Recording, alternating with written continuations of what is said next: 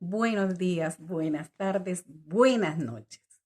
Bendito sea Dios que nos da la oportunidad de estar una vez más aquí, cerquita uno de los otros, con esta maravillosa tecnología que nos permite comunicarnos. ¿Cómo nos comunicamos? Yo a través del video, ustedes a través de sus comentarios.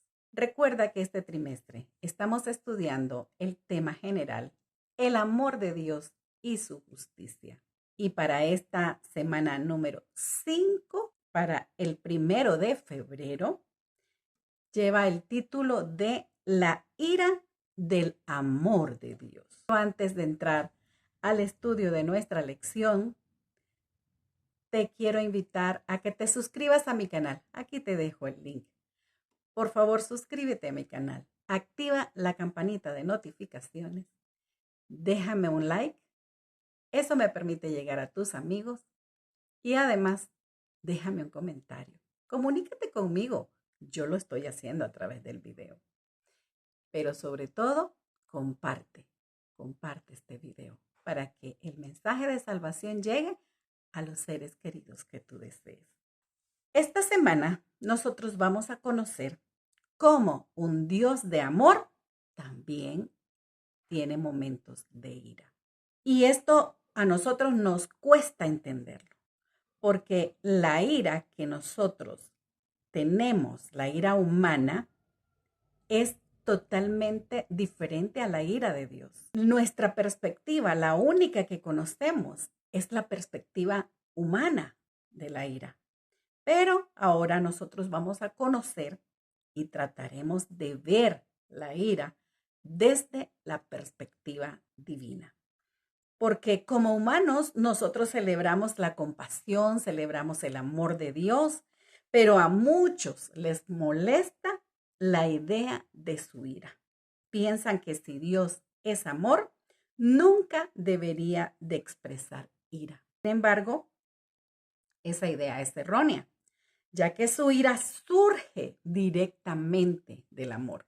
Algunos hasta han llegado a pensar que el Dios del Antiguo Testamento es diferente al Dios del Nuevo Testamento, porque el del Antiguo Testamento era guerrero, era conquistador. En cambio, el del Nuevo Testamento es todo paciencia, humildad, pero es el mismo Dios. Entonces, ¿cómo lo podemos entender? Podemos entenderlo cuando recordemos que la ira de Dios es simplemente la respuesta apropiada del amor en contra del mal y de la injusticia. Nuestro texto para esta semana nos explica un poco la perspectiva divina en cuanto a la ira y se encuentra en Salmo 78:38, que dice: pero él, misericordioso, perdonaba la maldad y no los destruía. Apartó muchas veces su ira y no despertó todo su enojo. Bienvenido a la lección número 5, la ira del amor divino. La primera parte de la lección lleva por título Afligido por el mal. Partamos desde el punto en el cual el Dios de la Biblia ama la justicia, pero odia el mal. Ama al pecador, pero odia el pecado. ¿Por qué lo odia? Porque hace daño a sus criaturas. Y entonces Él no puede permitir eso. Inclusive cuando nosotros mismos buscamos el mal, a Dios no le gusta que seamos dañados por el pecado. En los relatos bíblicos, Dios es provocado repetidamente a la ira por algo que los eruditos bíblicos han llamado el ciclo de la rebelión. El pueblo se rebela contra Dios y hace lo malo ante sus ojos, incluso atrocidades horrendas, como el sacrificio de sus propios hijos a los ídolos. Dios se retira en respuesta a las decisiones del pueblo. Ahora, el pueblo es oprimido por naciones extranjeras. Sin la protección de Dios, el pueblo queda expuesto a la maldad de los que están a su alrededor. Y entonces cuando se ve oprimido, se ve asediado, que ya no puede más, clama a Dios. Clama a Dios por su liberación. Y entonces el misericordioso Dios lo liberaba. Lo liberaba. Y este es el ciclo de la rebelión. En el Salmo 78 es admirable leer una pequeña parte de la historia del pueblo de Israel. Yo te invito a que leas el Salmo 78. Y entonces ahí podrás ver cómo una y otra vez se repetía el ciclo de la rebelión. Y una y otra vez los esperaba Dios para librarlos. El amor y la justicia están absolutamente ligados, así como el pecado y la maldad. No hay ningún caso en las Escrituras en el que Dios actúe arbitrariamente, en la que no se le haya dado una razón para expresar su ira. Esta semana, en 2 oportunidades, me han preguntado sobre ¿qué hará Dios conmigo? Porque, por ejemplo, uno me preguntó, porque yo he comido cerdo toda mi vida. La otra persona me preguntó, ¿qué hará Dios conmigo? Que me he tatuado mi cuerpo, aún sabiendo que Dios había dicho que no se tatuara. ¿Y saben lo que les he respondido? Les he respondido con el caso de Pedro, cuando negó a Jesús, habiendo sido avisado por el mismo Jesús que lo iba a negar. Pero en su autosuficiencia se enfrentó a la situación sin la protección. Cayó en la tentación. Cuando él se dio cuenta de lo que había pasado, volteó los ojos a Jesús y Jesús lo estaba esperando con amor misericordioso para perdonarlo. Igual va a ser Jesús. Si tú o alguna vez has cometido algún error, no te preocupes. Ven a Jesús. Humíllate ante Él. Pídele perdón. Él te va a perdonar. Inclusive te va a aceptar con esos tatuajes y te va a perdonar. Porque Él es el Dios perdonador. Pero también recuerda, es fuego consumidor. La segunda parte de nuestra lección lleva por título Dios es lento en airarse, y varios profetas han aceptado esta cualidad de Dios. Este día de estudio, esta segunda parte, yo aprendí algo muy interesante. Me sorprendió que en el idioma hebreo la ira estaba asociada con el largo de la nariz, de manera que entre más larga sea la nariz de una persona, es más paciente. Por lo tanto, podríamos decir que Dios es un poquito narizón, porque es muy paciente, es lento en airarse. ¿Y saben quién sabía eso? Sabía que Dios era paciente, muy paciente. Jonás, el profeta Jonás. Él fue llamado a ir a dar una advertencia de destrucción a la ciudad de Nínive. Nínive era la capital de Asiria y este pueblo había hecho un gran daño al pueblo de Israel. Y Jonás no quería ir a predicar porque sabía que si se arrepentían, Dios los iba a perdonar. Entonces él recibe la misión, pero en lugar de ir al lugar, él huye. Dios lo sigue buscando para que vaya a cumplir su misión. Pero, ¿sabes una cosa? Yo te quiero decir algo. Dios no tiene problema con que se piense mal de Él. Cuando Él extiende su misericordia sobre alguien o sobre algo que humanamente nosotros pensamos que no lo merece. A Jonás le preocupaba su reputación. Él decía, si yo voy y el pueblo se arrepiente, Dios no va a cumplir con su amenaza de destruirlos. Ese fue su reclamo cuando en Jonás 4, 1 al 4, habla con Dios. Mira lo que le dice. Pero Jonás se apesadumbró en extremo. Y mira lo que pasa. Se enojó y oró a Jehová y dijo: ahora, oh Jehová, ¿no es esto lo que yo te decía estando aún en mi tierra? Por esto me apresuré a huir a Tarsis, porque sabía yo que tú eres Dios clemente y piadoso, tardo en enojarte y de grande misericordia, y que te arrepientes del mal. Ahora pues, oh Jehová, te ruego que me quites la vida, porque mejor me es la muerte que la vida. Miren hasta dónde lo había llevado el orgullo, porque él se sentía chasqueado que su profecía no se iba a cumplir, porque el pueblo de Nínive se había arrepentido. Y Jehová le dijo: ¿haces tú bien en enojarte tanto? Mira qué maravilloso nuestro Dios.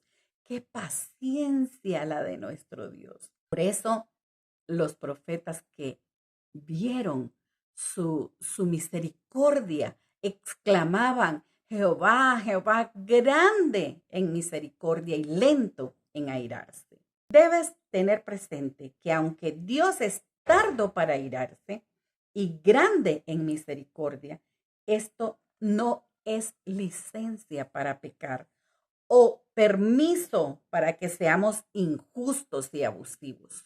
Recuerda la ley de la siembra y la cosecha. Siembra amor y cosecharás amor. Aunque no sea en el momento, así como Dios espera, porque Él ya sembró amor. Así debemos de ser nosotros. Siembra amor aún en aquellos que no te aman. Un día vas a cosechar amor. La tercera parte de nuestra lección lleva por título Indignación justa. Imagínate a una madre que está viendo jugar a su hija y de repente ve que se acerca un hombre y maltrata a su hija. ¿Qué harías? ¿No irías en defensa de tu hija? Esto exactamente es lo que se llama indignación justa. La ira es la respuesta apropiada en este caso de la mamá que va a ir a defender a su hija. Este ejemplo nos ayuda a entender la justa indignación de Dios. Este estudio está basado en Mateo 12, 12 y 13, en Juan 2, 14 y 15, que nos relata la justa indignación de Jesús por aquella situación en el templo que habían convertido en un mercado, la casa de oración de su Padre. En estos casos, Jesús muestra el celo piadoso, la justa indignación contra quienes trataban el templo, la casa de su Padre, como algo vulgar y lo habían convertido en una cueva de ladrones. Era lógico que Jesús se airara a causa de aquella abominación que estaba viendo. Y en la otra situación, en la de Marcos 3, 4 y 5, cuando los fariseos esperaban que Jesús sanara a alguien en sábado para acusarlo de quebrantar el día de reposo, entonces Jesús les preguntó: ¿es lícito en los sábados hacer bien o hacer mal? ¿Salvar la vida o quitarla? Y entonces los miró con enojo, pero también con tristeza, al ver la dureza de sus corazones. Cuando Dios se llena de ira, también se llena de dolor, porque a Él le duele ver a sus hijos que se hacen daño con las malas decisiones que toman. Ojalá, querido, que nosotros pudiésemos comprender que la ira de Dios va acompañada de dolor, de tristeza, porque hay un hecho de desobediencia o de injusticia. Y eso Dios no lo puede tolerar y pone triste su corazón. La cuarta parte de la lección lleva por título: Dios no se complace en afligir. Y en repetidas ocasiones Dios da evidencias de su pasión por ayudar a los oprimidos y su justa indignación contra los opresores. Su enojo, su ira se expresa contra todo aquello que haga daño a su creación. Si no existiera el mal, Dios no tendría que airarse, que enojarse.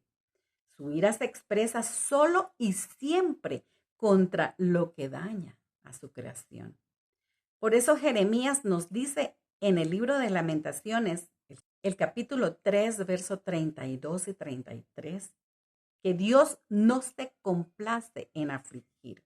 Literalmente dice que Dios no aflige de corazón, no quiere dañar a los malhechores, pero el amor exige justicia, de manera que cuando Dios permite situaciones aflictivas, lo hace con el dolor en su corazón y lo hace porque es necesario hacerlo. En nuestro texto vimos que muchas veces Dios perdonó a su pueblo, los llamaba, él apartaba muchas veces su ira y no despertaba su enojo en contra de su pueblo, porque lo amaba, porque no quería verlo sufrir. Dios permitió, por ejemplo, que Babilonia destruyera a Jerusalén y se lo llevara cautivo, pues no quisieron oír su llamado a volverse a él. Pero cuando Dios utilizó a Babilonia como instrumento para llamar la atención de su pueblo a la desobediencia en que andaba, Babilonia abusó del poder que Dios le había dado sobre su pueblo. Y eso no quedó sin castigo de parte de Dios hacia Babilonia. Dios entrega al pueblo a sus enemigos en respuesta a su decisión de abandonarlo y de servir a otros dioses.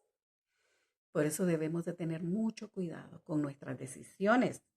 La ira de Dios contra el mal que finalmente culminará con la erradicación del mal, con la erradicación del pecado, procede de su amor por todos y de su deseo del bien final del universo, que a su vez está en juego en toda la cuestión del pecado, la rebelión y el mal. Necesitamos tener mucho cuidado con eso. Escuchar la voz de Dios que nos llama para que nos volvamos a Él cuando andamos lejos de Él. Él siempre va detrás de nosotros llamándonos. ¿Por qué, querido? ¿Por qué vas a tener que sufrir la ira de Dios? La quinta parte de nuestra lección lleva por título Mostrar compasión. Debemos tener cuidado cuando le decimos a nuestros niños, Dios te va a castigar.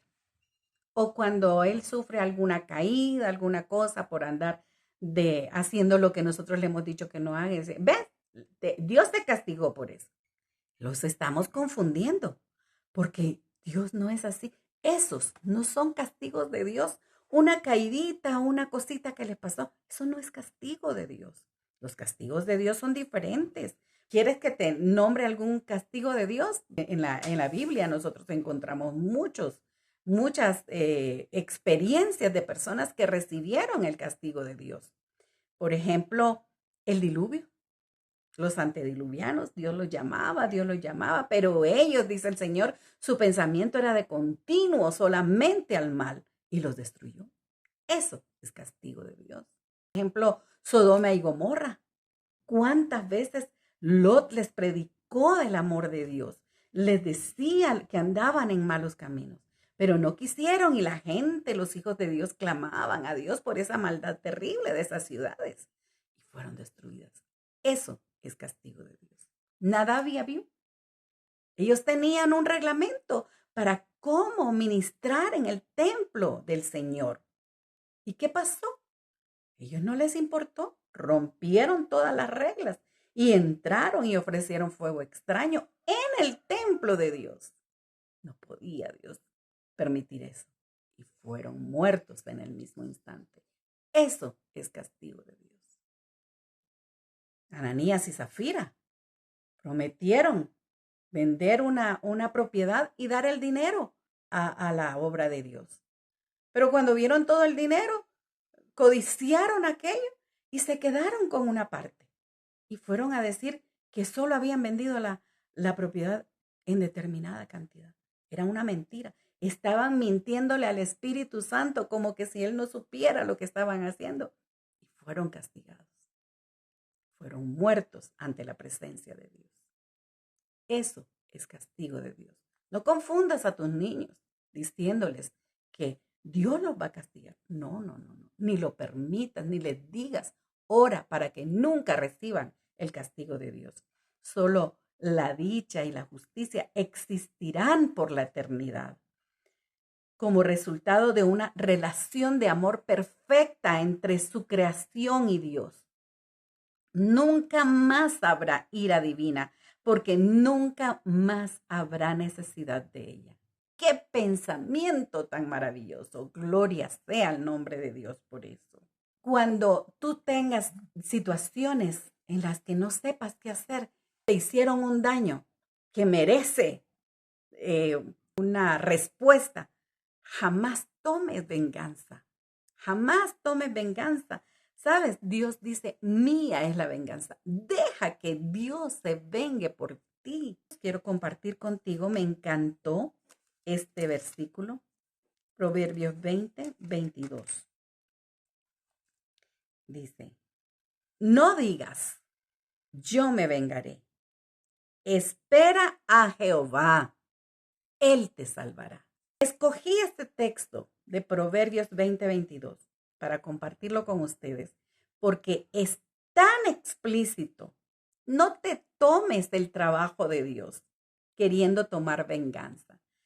Deja que Él cumpla su parte en tu defensa. Dios tiene derecho a dictar sentencia y siempre lo hace con perfecta justicia. Hay una sola manera de librarse de la ira divina, si nos acogemos a la justicia de Cristo.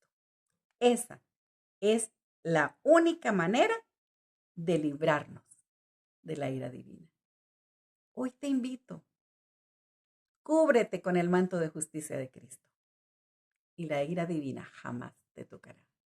Y por la eternidad gozarás un mundo precioso que Dios ha preparado para ti. Los israelitas eran culpables de haber traicionado a un rey que los había colmado de beneficios y cuya autoridad se había comprometido voluntariamente a obedecer. Para que el gobierno divino pudiera ser mantenido, debía hacerse justicia con los traidores. Sin embargo, aún entonces se manifestó la misericordia de Dios. Mientras sostenía el rigor de su ley, les concedió libertad para elegir y oportunidad para que todos se arrepintieran. Únicamente fueron exterminados los que persistieron en la rebelión. Nos estamos refiriendo al caso de cuando adoraron el becerro de oro.